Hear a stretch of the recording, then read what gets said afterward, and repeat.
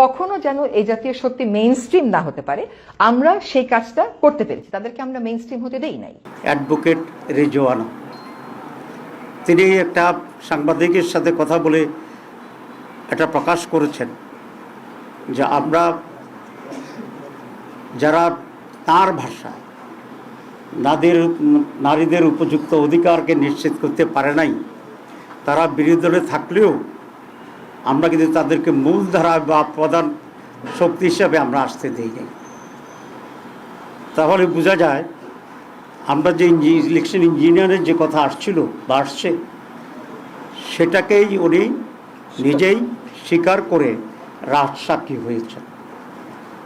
আমরা এখন এটাকে জানতে চাই ওনার কাছে বা তৎকালীন তত্ত্বাবধায়ক সরকারের কাছে এবং আজকের সরকারের কাছে, যে তারা তাদের যোগসাজশে কি ইঞ্জিনিয়ারিংয়ের মাধ্যমে বাংলাদেশ জামাত ইসলামীকে মূলধারা বা প্রধান দল হিসাবে মেজরিটি পেতে তারা বাধাগ্রস্ত করেছে এবং সেটা হতে দেয় নাই।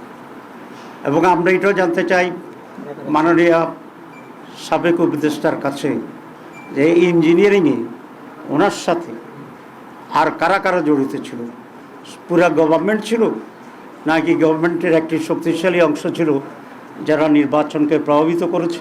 এটা স্পষ্ট যে খলিল রহমান ছিল লন্ডন কনস্পিরেসির প্রধান হোতা এবং সেখান থেকে তিনি সরকারকে মোটিভেট করে ষড়যন্ত্র করে বর্তমান যারা সরকারে আছেন তাদেরকে সুবিধা দেওয়ার জন্যই উনি অব্যাহতভাবে কাজ করেছিলেন এবং তার সেই কাজের পুরস্কার হিসাবেই উনি পররাষ্ট্রমন্ত্রীর এই রিওয়ার্ডটা উনি পেয়েছেন।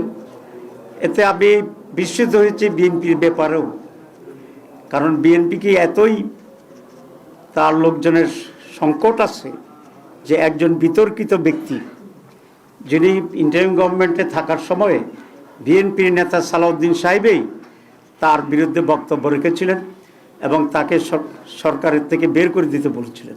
তো এই খারাপ লোকটা, যেটা বিএনপির দৃষ্টিতে তখন খারাপ ছিল, এবং সালাউদ্দিন সাহেবের বক্তব্যের পরে উনি বিএনপির সাথে নিশ্চয়ই গোপনে এমন এক কন্ট্যাক্টে গেছেন যে তারা বিএনপির স্বার্থ সংরক্ষণের জন্য উলঙ্গভাবে ভূমিকা নিয়েছেন, যে কারণে বিএনপির আস্থাভাজন হয়ে আবার তিনি বিএনপির মন্ত্রী হয়েছেন।